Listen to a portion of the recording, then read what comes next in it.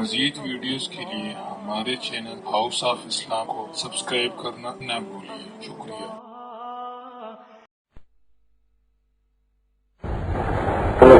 نتوکل علیہ ونعوذ باللہ من شرور انفسنا ومن سیئات اعمالنا ونعوذ باللہ من شرور انفسنا ومن سیئات اعمالنا ونعوذ باللہ من شرور انفسنا ومن سیئات اعمالنا من يهده الله فلا مضل له ومن يضلله فلا هادي له وأشهد أن لا إله إلا الله وحده لا شريك له وأشهد أن سيدنا وسندنا ونبينا ومولانا محمدا عبده ورسوله صلى الله تعالى عليه وعلى آله وأصحابه وبارك وسلم تسليما كثيرا كثيرا أما بعد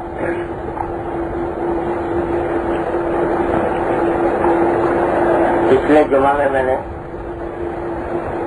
مختصراً اخلاق باطنہ کی اصلاح کی اہمیت کا ذکر کیا تھا اور اختصار کے ساتھ یہ بھی بتایا تھا کہ اصل میں اخلاق کس کو کہتے ہیں۔ اس عام میں ہمارے جو مشہور ہے کہ کسی سے مسکرا کر بات کر لینا، کسی سے خندہ پیشانی سے مل لینا، اسی کو لوگ اخلاق سمجھتے ہیں کہ یہ اچھے اخلاق کی علامت ہے۔ لیکن جیسا پچھلے ہفتے تفصیل سے آ کر نے عرض کیا کہ یہ اخلاق کی درستی کا ایک نتیجہ ضرور ہے کہ جب اخلاق انسان کے درست ہو جاتے ہیں تو وہ ہر انسان سے خندہ پیشانی سے پیش آتا ہے۔ لیکن اخلاق کی درستی اور اصلاح کا مطلب صرف یہ نہیں ہے، بلکہ اخلاق کچھ باطنی صفات اور کیفیات کا نام ہے کہ باطن میں انسان کے ایسی صفتیں پیدا ہو جائیں جو اللہ جل جلالہ کو مطلوب ہیں اور جن کے نتیجے میں انسان کی ظاہری زندگی بھی درست ہو جاتی ہے۔ تو ان میں سے کچھ اخلاق ایسے ہیں جن کی تحصیل، جن کو حاصل کرنا ہر مسلمان کے دل میں ضروری ہے۔ فرض ایسا ہی فرض ہے جیسے نماز پڑھنا، جیسے روزہ رکھنا، جیسے زکوٰۃ دینا، اتنا ہی ضروری ہے ان اخلاق کو حاصل کرنا، پیدا کرنا، اور اگر وہ موجود نہیں ہے تو ان کی حاصل کرنے کی فکر اور کوشش کرنا۔ ان کو کہتے ہیں اخلاق فاضلہ یا فضائل اخلاق۔ اور کچھ اخلاق ایسے ہیں کہ جن سے بچنا اور جن کو اپنے دل سے دور کرنا ضروری ہے، وہ بھی فرض ہے۔ ان کو کہتے ہیں اخلاق رذیلہ۔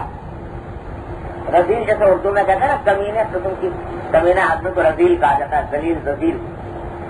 تو اخلاق رذیلہ ان کو کہا جاتا ہے کہ یہ ہیں انسان کے دل میں نہایت ہی ذلیل قسم کے اخلاق پیدا ہو جاتے ہیں، جیسے تکبر ہے، حسد ہے، بغض ہے، عداوت ہے، وغیرہ وغیرہ۔ ان سے بچنا ضروری ہے۔ اور ان اخلاق فاضلہ کو حاصل کرنا اور ان اخلاق رذیلہ سے بچنا، یہی سارا کام ہے تصوف کا طریقہ کا اور سلوک کا۔ تصوف کا طریقہ کو لوگوں نے سمجھ لیا کہ یہ پیری مریدی کا نام ہے، ہاتھ پر ہاتھ رکھ دیا، کچھ ذکر وظیفے پڑھ لیے اور ہو گئے صوفی۔ خوب سمجھ لیجیے کہ تصوف حقیقت میں نام ہے ان اخلاق فاضلہ کو حاصل کرنے کا اور اخلاق رذیلہ سے اپنے آپ کو بچانے کا. اسی کام کے لیے سارے صوفیاء کرام مجاہدات ریاضتیں جو کچھ بھی بتاتے ہیں وہ سب اس کام کے. تو اب اللہ کے نام پر اس کتاب کی ترتیب کا جملہ مد نظر رکھتے ہوئے ان اخلاق فاضلہ کا ایک ایک درجے بیان کرنا مقصود ہے کہ کیا کیا پہلے اخلاق فاضلہ کا اور پھر اخلاق رذیلہ کہ کون سے اخلاق کی تفصیل ہمارے ذمے ضروری ہے.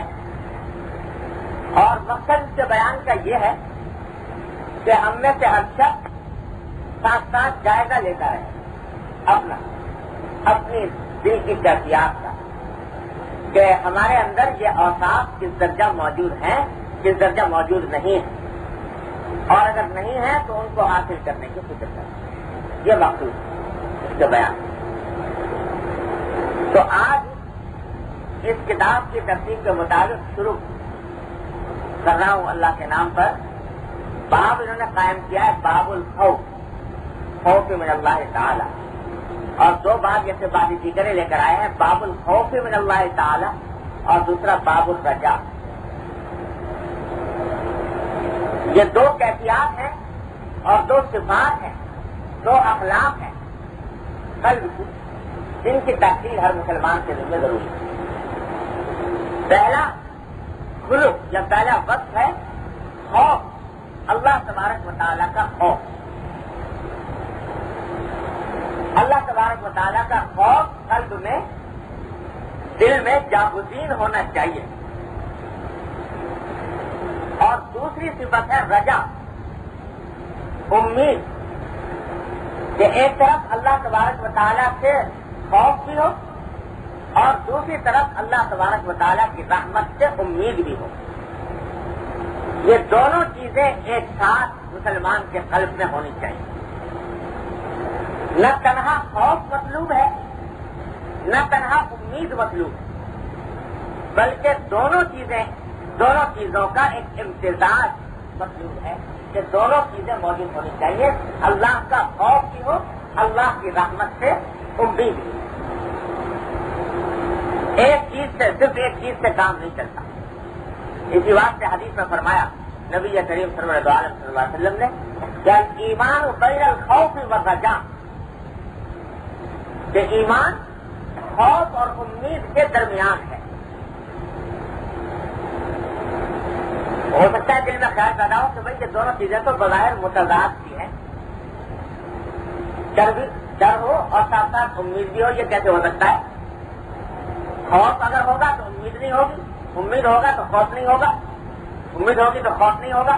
دونوں تو متضاد چیزیں نظر آتی ہیں.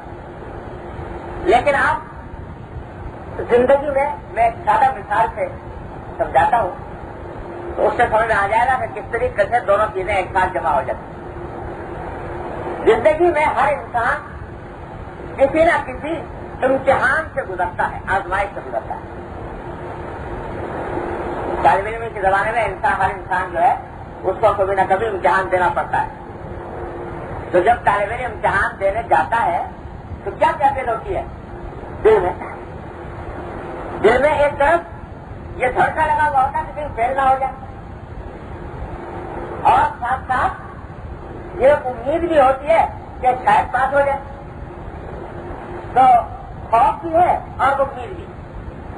اگر امید نہ ہوتی، صرف خوف ہی خوف ہوتا تو امتحان دینا کبھی نہ جاتا. جب ڈر لگا ہوا ہے کہ میں فیل ہو جاؤں گا تو امتحان دینے کیوں جائے گا؟ جاتا ہی نہیں. لیکن معلوم ہوا کہ ڈر بھی ہے کہ کہیں فیل نہ ہو جاؤں اور ساتھ ساتھ امید بھی ہے کہ شاید پاس ہو جاؤں گا تو مجھے ڈگری مل جائے گی، میری ترقی ہو جائے گی، مجھے اچھی ملازمت مل جائے گی. انٹرویو دینے جاتے ہیں لوگ ملازمت کے لیے تو دونوں چیزیں ساتھ ہوتی ہیں. یہ بھی خوف لگا ہوا ہے کہ اور کہیں ایسا نہ ہو کیا کوئی بات ایسی غلط ہو جائے کیا ہمیں نامنظور کر دیا جائے، اور یہ بھی امید ہوتی ہے کہ شاید کوئی بات پسند آ جائے تو ملازمت میں لگا لیا جائے. تو ہر امتحان میں ہر آزمائش میں انسان کا یہ حال ہوتا ہے. ڈاکٹر نے لکھ دیا کہ خون ٹیسٹ کراؤ پتا چلانا ہے کہ کیا بیماری ہے تمہارے اندر. تو وہ خون ٹیسٹ کرانے جا رہا ہے. کیا کیفیت ہوتی ہے رپورٹ آنے سے پہلے؟ تو اس وقت میں ڈر بھی لگا ہوتا ہے کہ کہیں ایسا نہ ہو کہ کوئی ایسی چیز سامنے آ جائے جو کوئی بہت بڑی بیماری ہو. اور یہ امید بھی ہوتی ہے کہ شاید اچھی رپورٹ آ جائے تو اطمینان حاصل ہو جائے. ڈاکٹر سے نے کہہ دیا کہ آپریشن ہوگا. آپریشن کرانے کے لیے جا رہے ہیں آپریشن تھیٹر میں. اب کیا کیفیت ہے دل میں؟ پتا ہے کہ آپریشن ہونے والا ہے, ڈوز کیا جائے گا, جسم کو چیرا جائے گا, مارا جائے گا. تو خوف بھی لگا ہوا ہے کہ کہیں ایسا نہ ہو کہ یہ آپریشن ناکام ہو جائے اور زندگی سے ہاتھ دھونے پڑ جائے. اور ساتھ ساتھ امید بھی ہے کہ شاید مجھے اس کے ذریعے صحت نصیب ہو جائے. تو دونوں چیزیں کوئی متضاد نہیں. انسان اپنی زندگی کے اندر جب زندگی کے ہر کام کے اندر جہاں کہیں کوئی آزمائش کا موقع آتا ہے تو دونوں چیزیں جمع ہوتی ہیں, خوف بھی اور امید بھی. تو ایمان کا تقاضا بھی یہ بھی ہے کہ اللہ جل جلالہ نے ہمیں اس دنیا میں پیدا کیا ایک امتحان سے گزرنے کے لیے. یہ ساری دنیا دار امتحان ہے. اور امتحان ایسے ہوتا ہے کہ گھنٹے 2 گھنٹے 3 گھنٹے بچہ لکھا اور چھٹی ہو گئی, لیکن یہ ساری زندگی امتحان ہے. صبح سے لے کر شام تک کی پوری زندگی امتحان ہے. پیدائش سے لے کر مرنے تک کی زندگی پوری امتحان ہے. اس کا ایک ایک قدم ایک ایک لمحہ امتحان ہے. البتہ اللہ تعالیٰ نے اس امتحان کا پرچہ آؤٹ کر رکھا ہے جو اس میں سارے سوالات بتا دیے ہیں کہ کیا سوال ہونا ہے اور اس کا صحیح جواب کیا ہے وہ بھی بتا دیا.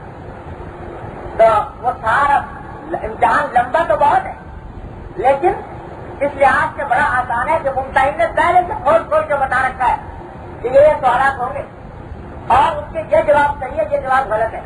پہلے سے بتا رکھا ہے اور بتا کر یہ انجام بتا دیا ہے کہ جو لوگ صحیح امتحان میں پورے اتریں گے تو ان کا انجام یہ ہوگا, جو غلط اتریں گے ان کا انجام یہ ہوگا. سب تفصیل کھول کھول کر بیان کروا دیا. لیکن ہے امتحان اور لمبا امتحان, مرتے دم تک یہ امتحان جاری ہے. تو اس امتحان میں بھی ہم سے مطالبہ یہ کیا گیا ہے کہ دونوں چیزیں ساتھ ساتھ ہوں, خوف بھی ہو اللہ سے نظر آ رہی اور ساتھ ساتھ امید بھی ہو اللہ تبارک و تعالیٰ کی رحمت. ایسی ہوئی دونوں چیزیں ساتھ ہونی چاہیے. اللہ حضرت فاروق اعظم رضی اللہ تعالیٰ عنہ کا مقولہ مشہور ہے. وہ فرماتے ہیں کہ مجھے اللہ تبارک و تعالیٰ کا خوف کتنا ہے کہ اگر یہ اعلان ہو جائے اللہ تبارک و تعالیٰ کی طرف سے کہ میری جتنی مخلوق ہے ساری مخلوق جنت میں جائے گی اور میں اس کو اپنے رضا کے مقام سے نوازوں گا سوائے ایک آدمی کے جو اس ایک آدمی کو جہنم میں ڈالوں, تو مجھے خوف ہوگا کہ کہیں وہ اکیلا جہنم میں جانے والا میں نہ ہوں. یہ خوف ہوگا. اور اگر اللہ جل جلالہ کی طرف سے یہ اعلان ہو جائے کہ میری جتنی مخلوق ہے ساری کی ساری جہنم میں جائے گی اور میرا غضب اس کے اوپر نازل ہوگا, صرف ایک آدمی ہے جو جنت میں جائے گا, تو مجھے یہ امید ہوگی اللہ تبارک و تعالیٰ کی رحمت سے کہ شاید وہ اکیلا جنت میں جانے والا میں ہوں. تو خوف اتنا اور امید یہ ہے مقام ان مومن کا کہ خوف بھی پورا اور امید بھی پوری اللہ تبارک و تعالیٰ. اور اسی کا نتیجہ پھر ہوتا ہے دونوں چیزیں جب ایک ساتھ جمع ہوتی ہیں تو اس کا نتیجہ یہ ہوتا ہے کہ اللہ تبارک و تعالیٰ خوف آخر میں دور فرما دیتے ہیں اور امید کو پورا کرتے ہیں. ایک نوجوان تھے حضور نبی کریم صلی اللہ علیہ وسلم کے عہد مبارک میں بیمار ہو گئے. تو حضرت صلی اللہ علیہ وسلم عیادت کے لیے تشریف لے گئے بیمار کرسی کے لیے. بیماری شدید تھی تو حضرت صلی اللہ علیہ وسلم نے پوچھا ان سے کہ کیفا تجدو, کیا حال ہے تمہارا اور اپنے آپ کو کیسا محسوس کر رہے ہو؟ تو اس نے عجیب جواب دیا نوجوان نے. اس نے کہا کہ یا رسول اللہ ارجو رحمت ربی و اخاف ذنوبی. یا رسول اللہ میں تو پروردگار کی رحمت سے تو امید باندھے ہوئے ہوں لیکن اپنے گناہوں سے ڈر لگتا ہے. گناہوں کا ڈر ہے کہ گناہ جو کیے ہیں ان کا کہیں اس کی وجہ سے برا انجام نہ ہو، لیکن ساتھ ساتھ اللہ تعالیٰ کی رحمت کا امیدوار بھی۔ تو سرکار دو عالم صلی اللہ علیہ وسلم نے جواب میں فرمایا یہ سن کر کہ لا یجتمعان فی قلب عبد مؤمن فی مثل هذا الموطن الا آتاه اللہ ما یرجو وآمنہ مما یخاف۔ کہ یہ دو چیزیں جو تم بیان کر رہے ہو نا، کہ خوف ہے اللہ اپنے گناہوں سے کی وجہ سے خوف ہے، اور ساتھ ساتھ اللہ کی رحمت کی امید بھی ہے، جب یہ دونوں چیزیں اس جیسے موقع پر یعنی مرتے وقت بستر مرگ پر کسی مسلمان کے دل میں جمع ہو جاتی ہے تو اللہ تبارک و تعالیٰ کی سنت یہ ہے کہ جس چیز سے وہ ڈر رہا ہے اس سے اللہ تعالیٰ اس کو بے خوف فرما دیتے ہیں، جس چیز کی امید کر رہا ہے اللہ تعالیٰ وہ چیز کو عطا فرما۔ تو فرمایا کہ یہ تمہاری دونوں چیزیں جو تم بتا رہے ہو یہ علامت ہے اس بات کی کہ انشاءاللہ ثم انشاءاللہ اللہ تبارک و تعالیٰ تمہارے ساتھ رحمت کا معاملہ فرمائیں گے اور اللہ تعالیٰ اجر عطا فرمائیں گے۔ تو یہ دونوں چیزوں کا امتزاج یہ ہے مومن کی مزاح۔ اسی لیے قرآن کریم نے بڑے پیار کے ساتھ فرمایا اپنے نیک بندوں کا ذکر کرتے ہوئے کہ یہ وہ ہیں کہ جن کے پہلو رات کے وقت اپنے بستروں سے الگ رہتے ہیں، ان کے پہلو رات کے وقت اپنے بستروں سے الگ رہتے ہیں، لوگ خواب راحت کے مزے لے رہے ہیں، بستر پر سو رہے ہیں، اور یہ اللہ کے نیک بندے اٹھ کر اللہ کی عبادت میں لگے ہوئے ہیں، اور یدعون ربهم خوفا وطمعا، اور یہ پکار رہے ہیں اپنے پروردگار کو اس حالت میں کہ دل میں خوف بھی ہے اور ساتھ ساتھ اللہ کی رحمت سے امید۔ تو پکارنے میں اور دعا کرنے میں دونوں کیفیتیں شامل ہیں، خوف کی بھی اور طمع کی بھی، رجا کی بھی، امید کی بھی۔ تو یہ دونوں چیزیں ایک ساتھ مطلوب ہیں مسلمان کے، اور جب یہ دونوں چیزیں ہوتی ہیں تو انسان کے اخلاق اعمال ہر چیز کے اوپر اثر انداز ہوتی ہے۔ اگر صرف خوف ہی خوف ہو، رجا نہ ہو، امید نہ ہو اللہ میں چاہیے، تو یہ بھی بڑی خطرناک بات ہے، کیونکہ اگر خوف ہی خوف ہوگا تو انسان کے دل میں مایوسی پیدا کرے، مایوسی، اور اللہ کی رحمت سے مایوسی یہ کفر، ومن یقنط من رحمت ربہ الا الضالون، میرے اللہ تعالیٰ کی رحمت سے نا امید سوائے گمراہ لوگوں سے اور کوئی نہیں۔ تو صرف اگر خوف ہی خوف طاری ہو جائے اور ساتھ میں امید کا کوئی پہلو نہ ہو، امید کی کوئی کرن نہ ہو، تو اس کا نام مایوسی ہے، اور یہ مایوسی بہت بڑی بیماری ہے، بہت بڑی بیماری اللہ تعالیٰ۔ تو خوف اتنا نہیں چاہیے کہ مایوس ہو جائے۔ اسی واسطے حدیث میں نبی کریم سرور دو عالم صلی اللہ علیہ وسلم نے دعا مانگنا بھی سیکھے کوئی رسول کریم سرور دو عالم صلی اللہ علیہ وسلم۔ دعا کیا مانگی کہ اللہم انا نسألک من خشیتک ما تحول به بیننا و بین معاصیک۔ اے اللہ ہم آپ سے آپ کا خوف مانگتے ہیں، خشیت، کہ ہمارے دل میں خشیت پیدا ہو آپ، لیکن صرف اتنا نہیں کہا کہ خوف دے دیجیے، بلکہ فرمایا کہ اتنا خوف دیجیے کہ جس کی بنا پر وہ خوف ہمارے اور معصیت کے درمیان حائل ہو جائے، یعنی اس خوف کی وجہ سے ہم معصیتوں سے بچ جائیں، گناہوں سے بچ جائیں، نافرمانی سے بچ جائیں۔ ایسی میں اتنا خوف دیجیے کہ وہ معصیت ہم سے سرزد نہ ہو، اس خوف کی موجود، اتنا خوف مطلوب ہے، اس سے آگے زیادہ نہیں چاہیے، کیونکہ اور زیادہ ہو گیا، بڑھ گیا، اتنا بڑھ گیا کہ امید کی کرن ہی ختم ہو گئی تو مایوسی ہے، مایوسی کے بعد انسان کچھ نہیں کرتا۔ اس لیے خوف بھی اعتدال میں رہنا چاہیے، وہ اتنا نہ بڑھے کہ مایوسی پیدا کرے، اور اتنا کم نہ ہو، خوف اتنا کم نہ ہو کہ غفلت پیدا کرے، لاپرواہی پیدا کرے، کہ خوف خدا کا دل میں نہ رہا یا کم ہو گیا اتنا کہ گناہوں کی پرواہ نہ رہی، معصیتوں کا خیال نہ رہا، جو سمجھ آ رہا ہے انسان کر رہا ہے اور اس کو ذرا بھی خوف نہیں ہے کہ مجھے اللہ تبارک و تعالیٰ کے سامنے جا کر جواب دینا۔ تو نہ اتنا کم ہو کہ غفلت پیدا کر دے، نہ اتنا زیادہ ہو کہ مایوسی پیدا کر دے۔ مطلوب وہ خوف ہے جو حضور نے بتلایا، اتنا خوف جو انسان کو معصیت سے گناہ کے بعد رکھے، اس کی طرح اللہ۔ اور دوسری طرف رجا یعنی امید، یہ امید بھی اتنی کم نہ ہو یا اتنی معدوم نہ ہو کہ مایوسی ہو جائے، اور اتنی زیادہ بھی نہ ہو، اتنی زیادہ بھی نہ ہو کہ وہ لاپرواہی اور غفلت کے حدود میں داخل ہو، اور اس کے نتیجے میں انسان گناہ پہ گناہ کرتا چلا جائے کہ بھائی اللہ سے امید ہے انشاءاللہ معاف کر دے. تو یہ رجا نہیں ہے، یہ غفلت ہے، یہ بے لاپرواہی ہے، یہ جرأت اور جسارت ہے. اللہ بچائے.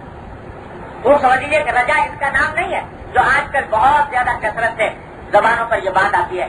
کیا ہے میاں کچھ نہیں کرنے دو، اللہ میاں بڑا غفور الرحیم ہے، وہ سب کچھ معاف کر دے گا، کر لو مزے کر لو، جو کچھ کرنا ہے کر لو. یہ جو بات ہے یہ رجا کی بات نہیں، یہ غفلت اور لاپرواہی کی بات ہے. اس کے بارے میں حضور نبی کریم صلی اللہ علیہ وسلم نے ارشاد فرمایا حدیث میں کہ العاجز من اتبع نفسه هواها وتمنى على الله، کہ عاجز وہ شخص ہے کہ جس نے اپنے نفس کو، اپنے آپ کو اپنی خواہشات کے پیچھے لگا دیا ہو.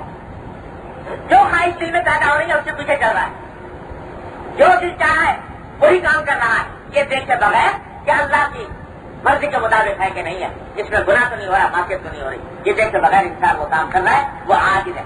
کہ کر تو رہا ہے اس طرح کہ اپنے آپ کو اپنی خواہشات کا غلام بنا لیا، اس کے پیچھے لگا لیا، اور تمنا علی اللہ، اور اللہ پر آرزویں لگائے بیٹھا ہے کہ اللہ تعالیٰ سب معاف کر دے.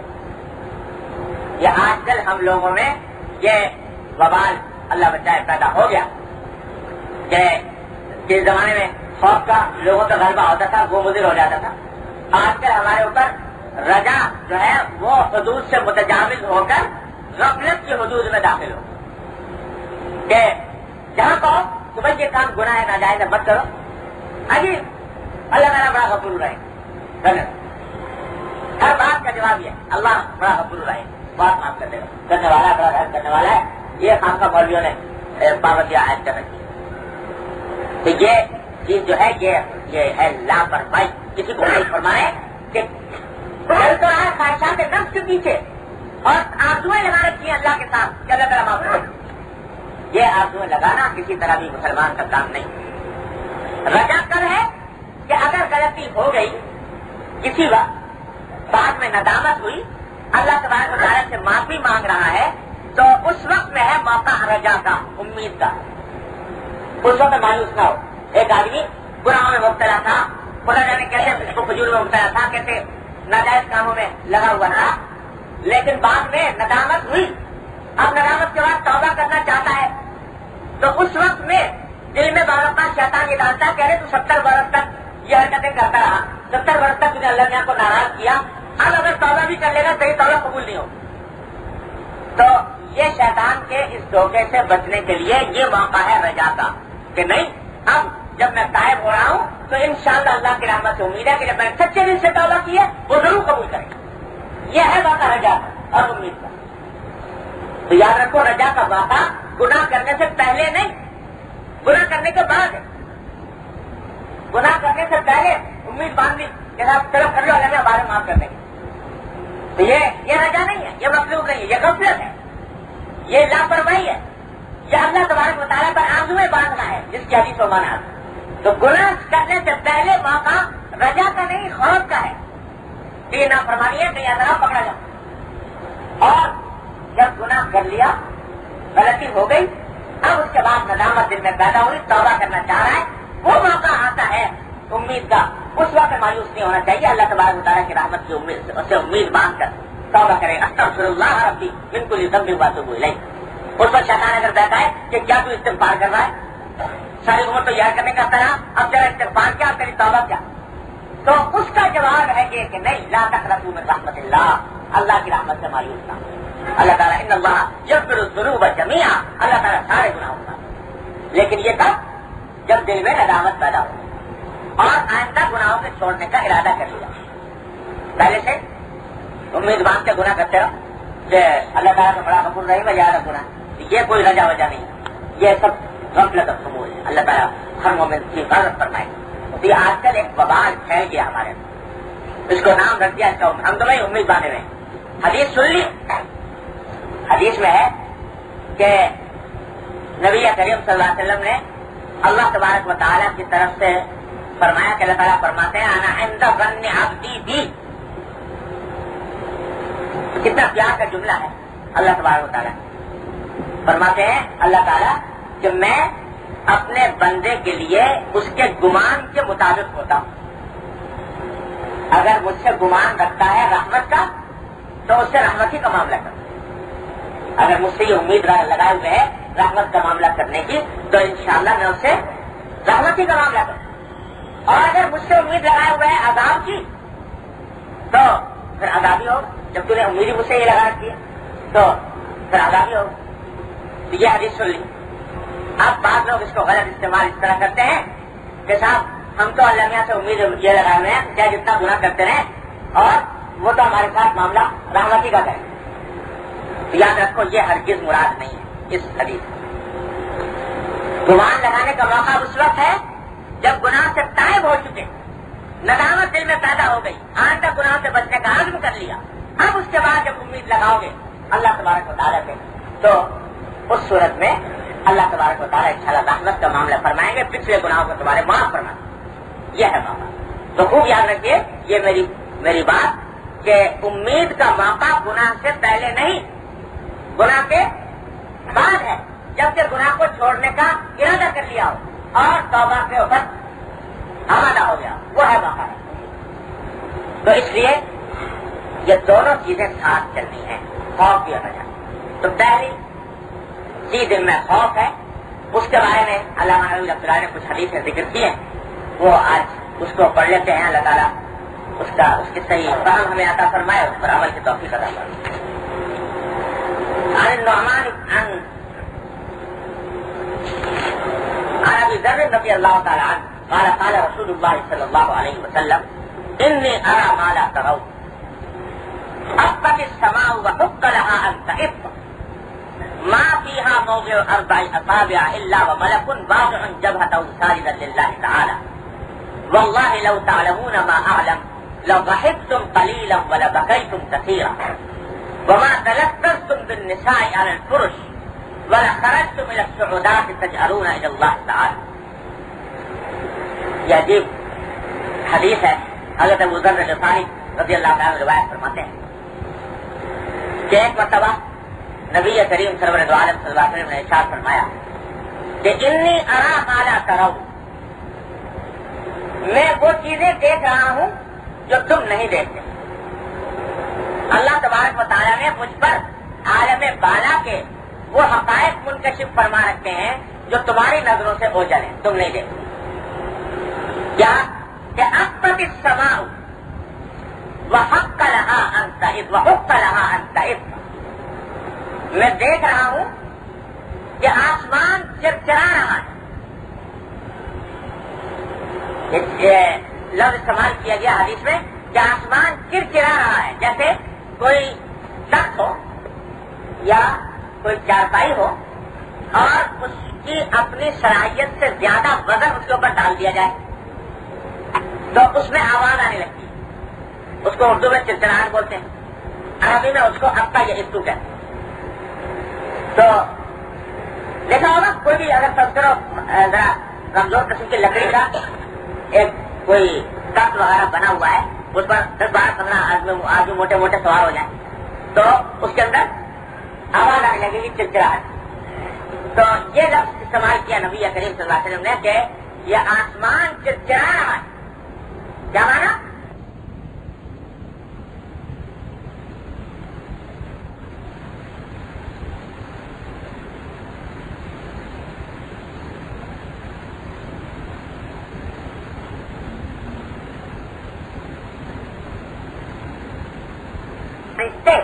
اس بڑی تعداد میں ہر جگہ موجود ہے اور اس میں سجدہ ریز ہے اللہ جل جلالہ کے حضور, اس بڑی تعداد میں کہ وہ چرچرا رہا ہے آسمان. وحق لها ان تئب, اور بتایا کہ اس کا چرچرانا کوئی ناحق نہیں برحق ہے, یعنی اس کے چرچرانے میں کوئی قصور نہیں اس کا. کیوں؟ جو ماں کیا موضوع 4 اصابع الا وملک واضع جبهته ساجدا لله تعالی. بتایا کہ آسمان کے اندر کوئی 4 انگشت جگہ بھی ایسی نہیں ہے جس میں کسی نہ کسی فرشتے کی پیشانی اللہ کے حضور سجدے میں ٹکی ہوئی نہ ہو، پورا آسمان۔ تو اس طرح اتنے فرشتے اس کے اوپر اللہ تبارک و تعالیٰ کی بارگاہ میں سجدہ ریز ہیں، تو اس لیے ان کے بوجھ سے، ان کے ثقل سے، ان کے بار سے وہ چڑچڑا رہا ہے۔ اللہ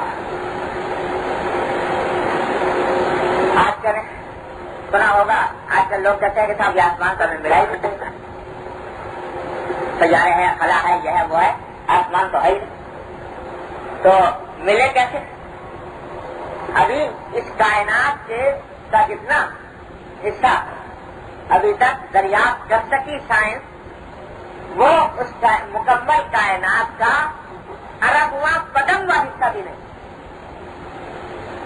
اس سے آگے کیا ہے کچھ پتا نہیں، کچھ معلوم نہیں۔ آسمان یہ نہیں کہ یہ جو نیلا نیلا نظر آ رہا ہے یہی آسمان ہے، اس کے اوپر پتا نہیں خدا جانے کہاں بڑا بڑا اللہ تبارک و تعالیٰ نے یہ آسمان پیدا کیا ہوا ہے، اور اس کے اوپر فرشتے ہیں، جو فرشتے کوئی 4 انگشت کی جگہ ایسی نہیں جس کے اوپر کوئی فرشتہ اللہ کو دوسرے دریز نہ ہو۔ یہ تو منظر آپ فرمایا تم نہیں دیکھتے، میں دیکھ رہا ہوں۔ تمہیں نظر نہیں آ سکتا، مجھے نظر آ رہا ہے۔ تمہیں کیوں نظر نہیں آ سکتا؟ اگر تم وہ منظر دیکھ لو تمہارے کلیجوں میں تاب نہ ہو اس منظر کو دیکھنے کی، تمہارے ہوا میں استعداد نہیں کہ اس منظر کو صحیح طور پر دیکھ سکو، اس وقت تمہیں دکھایا نہیں گیا، لیکن میں دیکھ رہا ہوں۔ اور فرمایا واللہ لو تعلمون ما اعلم لضحكتم قليلا ولبكيتم كثيرا۔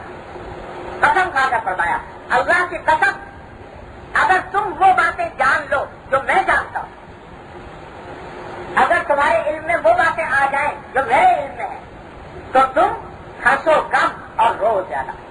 لضحكتم قليلا ولبكيتم كثيرا، تم ہنسو کم اور رو زیادہ۔ وما تلذذتم بالنساء على الفرش، اور تم بستروں پر عورتوں کے ساتھ لذت حاصل کرنا نہ کر سکو، ایسا تمہارے اوپر خوف اور ایسا روب، ایسی ہیبت طاری ہو جو اس ہیبت کے نتیجے میں کوئی لذت کا کام نہ کر سکو۔ وَلَخَرَجْتُمْ إِلَى الصُّعُودَاتِ تَجْأَرُونَ إِلَى اللَّهِ تَعَالَى، اور سارا کاروبار چھوڑ کر دیوانہ وار راستوں کی طرف نکل کھڑے ہو اللہ کے سامنے فریاد کرتے ہوئے کہ اللہ مجھے بچائیے، اللہ مجھے بچائیے۔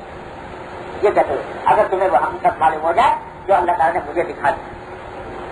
حضور نبی کے کریم سرور دو عالم صلی اللہ علیہ وسلم کو اللہ تبارک و تعالیٰ نے عالم بالا کے بے شمار معاملات منتخب فرمائے جو ہمارا آپ نہیں دیکھ پاتے۔ جنت کا مشاہدہ آپ کو کرایا گیا، جہنم کا مشاہدہ آپ کو کرایا گیا۔ جنت کا مشاہدہ اس طرح کرایا گیا، ایک مرتبہ نمازیں شروع ہو رہی تھی سورج گرہن کی نماز، تو اس میں سامنے جنت کے باغات نبی کریم صلی اللہ علیہ وسلم کے سامنے لائے گئے، تو آپ نماز کے بعد فرمانے لگے کہ میرے سامنے باغات اس طرح لائے گئے کہ میرا دل چاہا کہ اس کے اندر جو پوچھے لگتے ہوئے پھل، تو دل چاہ کے توڑ کر تمہارے واسطے لے آؤ، تمہیں دکھاؤں کہ یہ جنت کے پھل ہوتے ہیں۔ اس طرح جنت کا مشاہدہ فرمایا۔ جہنم کا مشاہدہ کرایا گیا، اس میں کن کن لوگوں کو کس کس طریقے سے عذاب ہو رہا ہے، کن کن باتوں پر عذاب ہو رہا ہے، وہ سارے مناظر حضور نبی کریم صلی اللہ علیہ وسلم کے سامنے دکھائے۔ تو اور پھر سب سے بڑی بات یہ کہ اللہ جل جلالہ کی معرفت کے وہ مدارک جو کسی انسان کے بس میں نہیں ہے کہ ان کو سمجھ سکے، وہ سرکار دو عالم صلی اللہ علیہ وسلم کو سمجھائے گئے۔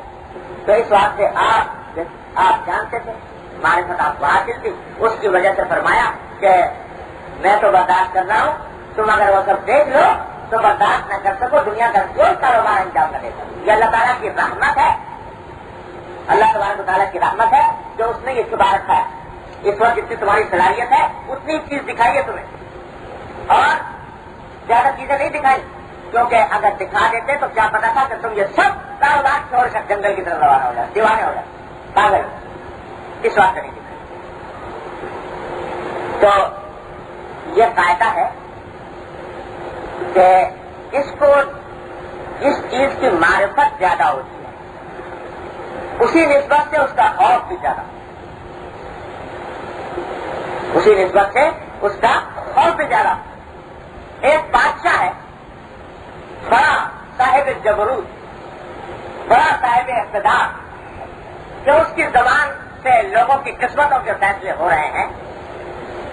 ایک بچہ چھوٹا سا نابالغ وہ اس کے سامنے چلا جائے تو اس کو کچھ بھی ڈر نہیں لگے گا، اس واسطے کہ وہ جانتے نہیں کہ بادشاہ کیا ہوتا ہے، بادشاہ ہے کیا، اس کی عظمت کیا ہے، اس کی شوکت کیا ہے، اس کا اقتدار کیا ہے، اس کی قدرت کیا ہے، وہ جانتا ہی نہیں، لہذا وہ ڈرے گا نہیں اس سے، اس واسطے کہ جانتا نہیں. اور ایک آدمی جو اس کی عظمت و جلال سے باخبر ہے وہ جائے گا تو تھرا جائے گا. تو چھوٹا بچہ نہیں ڈر رہا اور وہ بڑا ڈر رہا. کیوں؟ یہ اس لیے نہیں ڈرتا کہ اس کو معرفت نہیں، اس کو علم نہیں، اور وہ اس سے ڈرتا ہے کہ اس کو علم ہے، اس کو معرفت. تو جتنی جس کو معرفت ہوگی اتنا ہی خوف اس کا زیادہ. بچے کے سامنے ایک نابالغ نادان بچہ، اس کے سامنے آپ کا انگارہ لے جا کے رکھ دو، اس کو ذرا بھی خوف نہیں ہوگا ہاتھ بڑھانے سے. بس آپ کی طرف وہ تو سمجھے گا بڑا خوبصورت چیز ہے، ہاتھ بڑھائے گا جو آپ سے جانتا نہیں، اسے ڈرتا نہیں. اور جو آدمی اس آگ کی ہلاکت سے باخبر ہے کہ یہ آگ کیا کچھ کر سکتی ہے، وہ اس کو سے قریب جاتے ہوئے بھی ڈرے گا. تو اس لیے جس کو جتنی معرفت ہوتی ہے اتنا ہی خوف اس کا زیادہ ہوتا ہے. تو یہ حضرات انبیاء علیہ السلام اور ان سب میں سید الانبیاء سرکار دو عالم صلی اللہ علیہ وسلم، آپ کو جتنی معرفت اللہ جل جلالہ کی حاصل تھی اتنی معرفت اور کسی کو حاصل ہو نہیں سکتی. اس واسطے آپ کا خوف بھی سب سے زیادہ ہے. اور جتنا معرفت زیادہ بڑھتی جاتی ہے اتنا ہی خوف بڑھتا جاتا ہے. اسی واسطے حدیث میں آتا ہے کہ ایک صحابی فرماتے ہیں حضور اقدس صلی اللہ علیہ وسلم کا حال بیان کرتے ہوئے کہ کان دائم الفکر کی متواصل الاحزان، کہ آپ ہر وقت کچھ سوچتے رہتے تھے، سوچ میں جیسے غرق ہوتا ہے انسان. اور آپ کے چہرے انور پر اکثر و بیشتر حسن و ملال کے آثار نظر آتے رہتے. کیا سوچ تھی اور کیا غم تھا؟ سوچ یہی تھی کہ اللہ جل جلالہ کی عظمت کے مطابق کام ہو رہا ہے یا نہیں ہو رہا ہے. اور غم کیا تھا؟ غم یہ تھا کہ جس امت کی اصلاح کے لیے بھیجا گیا ہوں یہ واقعی اللہ تبارک و تعالیٰ کی عظمت و جلال کا حق ادا کرے گی یا نہیں کرے گی. کس فکر میں دن رات بھول رہے ہیں نبی کریم صلی اللہ علیہ وسلم. حالانکہ اعلان ہو چکا کہ تمہارے اول تو معصوم ہیں آپ گناہوں سے، لیکن اگر کوئی بھول چوک کبھی ہوئی بھی ہو بالفرض تو وہ بھی اللہ تعالیٰ فرماتے ہیں اگلی پچھلی سب معاف کر دیا ہم نے. لیکن اس کے باوجود خوف کا یاد کیوں؟ ذرا یہ بات بھی سمجھنے کی ہے، یاد رکھنے کہ خوف جو ہوتا ہے، جو میں بہت دیر سے کہہ رہا ہوں کہ خوف ہونا چاہیے، خوف ہونا چاہیے. یہ خوف ایک تو ہوتا ہے عذاب الہی کا، اللہ تعالیٰ بچائے کہ اللہ تبارک و تعالیٰ کا عذاب بڑا سخت ہے. ان بخش ربک لشدید، اللہ کی پکڑ بڑی سخت ہے. تو یہ ایک تو خوف ہوتا ہے عذاب کا کہ بھائی کہ جہنم میں نہ چلے جائیں، آگ میں نہ جلنے لگے، اور جہنم کے واقعات سنے کہ اس میں سانپ ہیں بچھو ہیں کیا کیا ہے. تو یہ سارے کے سارے چیزیں ان سے خوف، یہ عوام کا عام آدمی کا خوف یہ ہے. لیکن جو اللہ والے ہیں اور انبیاء کرام اور ان کے وارث اولیاء کرام، ان کا خوف عذاب کا اتنا نہیں ہوتا جتنا اللہ جل جلالہ کی ذات کا خوف. اللہ جل جلالہ کی عظمت کی وجہ سے خوف کہ کیا منہ دکھائیں گے اس عظمت و جلال والی ذات کو. اگر یہ کام ہو گیا تو اس کو منہ کیسے دکھائیں؟ آگ میں جل جانا آسان، ان کے نقطۂ نظر سے آگ میں جل جانا اتنی بڑی پریشانی کی بات نہیں، لیکن یہ بات کہ اللہ جل جلالہ کی عظمت کا حق ادا نہ ہوا، اللہ جل جلالہ کی عظمت و جلال کا حق ادا نہ ہوا، یہ خوف. دیکھو اولاد اور باپ کا تعلق ہوتا ہے تو اولاد باپ سے ڈرتی ہے. کم از کم ہمارے معاشرے میں ایک الحمدللہ کی ابھی تک قدر باقی ہے کہ اولاد باپ سے ڈرتی ہے. لیکن اس ڈر کے دو مطلب ہوتے ہیں. باپ تو اس سے ڈرتے ہیں کہ اگر باپ کو پتہ لگ گیا تو پٹائی کرے گا، تو پٹائی سے خوف کھا رہے ہیں کہ پٹائی ہوگی. لیکن جو صحیح معنی میں باپ کا جو صحیح بیٹا ہے اور جو باپ سے صحیح تعلق رکھنے والا ہے اس کو پٹائی کا اتنا خیال نہیں ہوتا.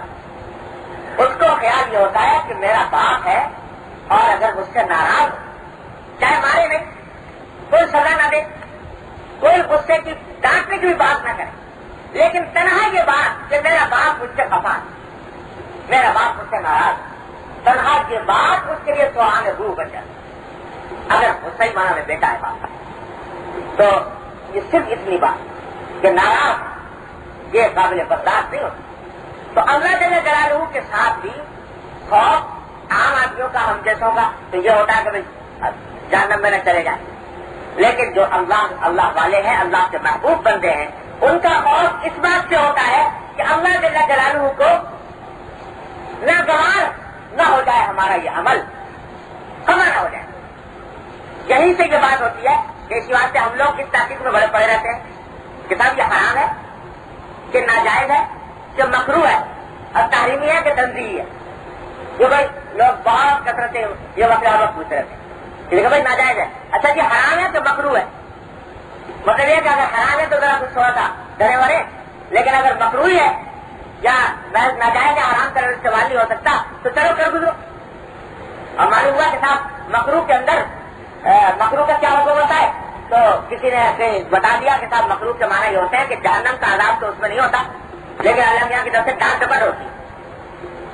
یا ترک سنت کے اندر یہی بات ہے کہ ترک سنت میں اگر سنت کوئی چھوڑ دے تو چاہے جہنم میں نہ جائے, لیکن اللہ کی طرف سے ملامت ہوتی ہے کہ تم نے کیا حرکت کی ہے.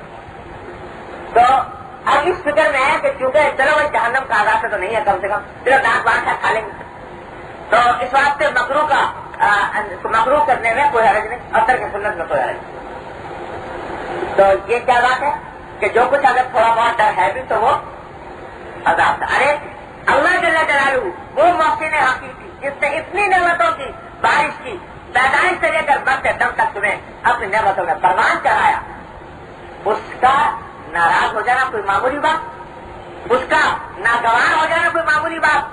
تو یہ اللہ والے جو ہے اصل چیز جس سے ڈرتے ہیں وہ یہ بات ہے کہ میرا مالک, میرا خالق مجھ سے ناراض ہے, یہ ہے اصل بات. تو حضور نبی کریم سرور دو عالم صلی اللہ علیہ وسلم جو فرماتے ہیں کہ ڈر جو ہے آپ کا وہ اصل ڈر یہ ہے کہ اللہ تبارک و تعالیٰ وہ میرا مالک حقیقی, وہ میرا پروردگار, وہ میرا منعم حقیقی جس نے اتنی نعمتیں مجھ پر نازل فرمائی, وہ اس کو اگر ناگوار ہو گئی بات تو کیا ہو. یہ ہے اصل ڈر. تو اس لیے ڈر سہمے ہوئے معصوم ہیں گناہوں سے, لیکن سہمے ہوئے. رات کو سجدے میں گرے ہیں تو حضرت صدیقہ عائشہ رضی اللہ تعالیٰ فرماتی ہے کہ سجدے میں گرے ہوئے سرکار دو عالم صلی اللہ علیہ وسلم, تو سینے سے ایسی آواز آ رہی ہے کہ عزیز کا عزیز المرجل, ایسی آواز آ رہی ہے جیسے کہ ہانڈی کھولتی ہے.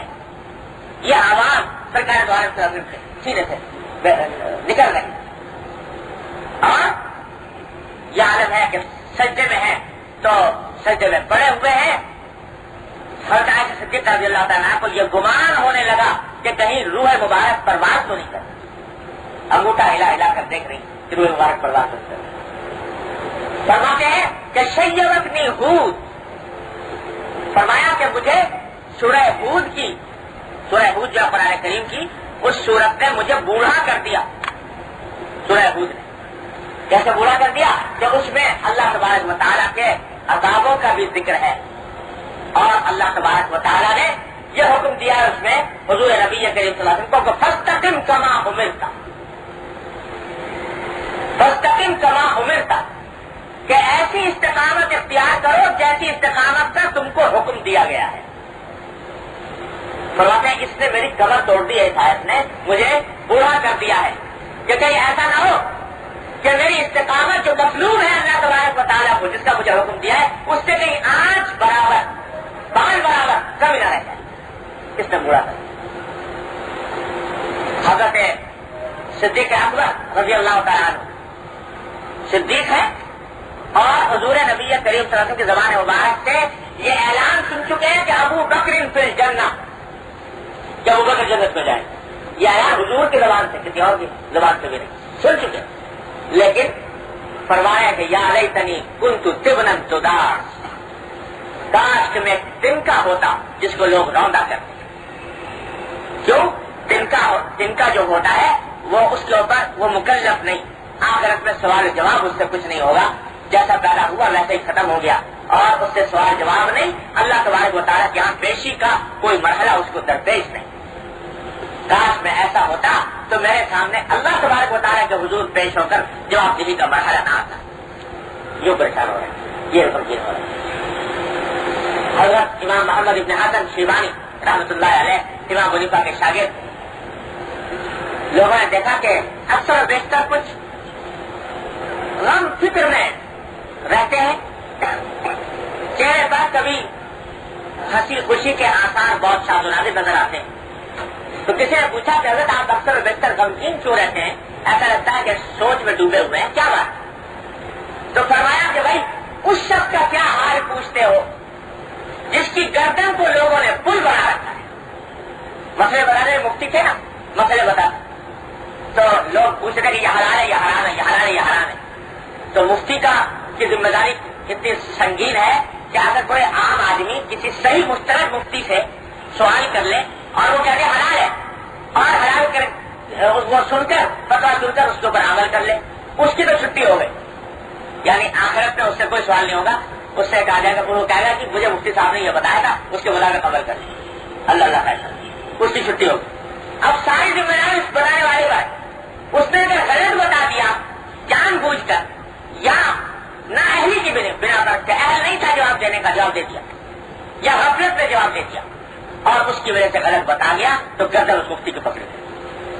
تو فرمایا کہ میری گردن کو لوگوں نے پل بنا رکھا ہے، اس پل کے ذریعے گزرتے ہیں اور گزرتے جنت میں داخل ہوتے ہیں، اور میری گردن بیچ میں لٹکی ہوئی ہے. تو مجھے خطرہ ہے نہیں یہ گردن جہنم میں نہ گر جائے، اس کا خوف. یہ خوف.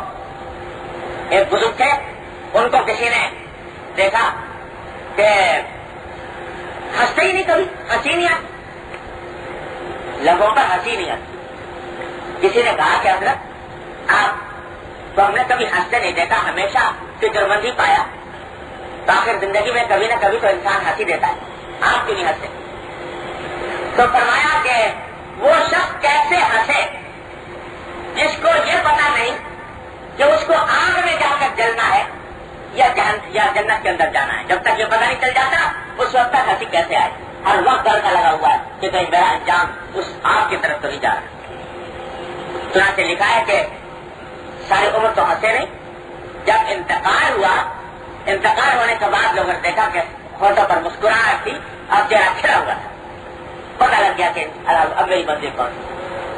تو فرماتے ہیں کہ وَكَيْفَ تَنَامُ الْعَيْنُ وَهِيَ قَرِيرَةٌ وَلَمْ تَدْرِ فِي أَيِّ الْمَحَلَّيْنِ تَنزِلُ. آنکھ ٹھنڈی ہو کر کیسے سو سکتی ہے جب تک کہ اس کو یہ پتا نہ چلے کہ کون سی منزل پہ جا کر اس کو اترنا ہے، جنت پہ جانا ہے کہ جہنم پہ جانا ہے. لیکن جب پتا لگ گیا تو اس وقت ہنسی آئی.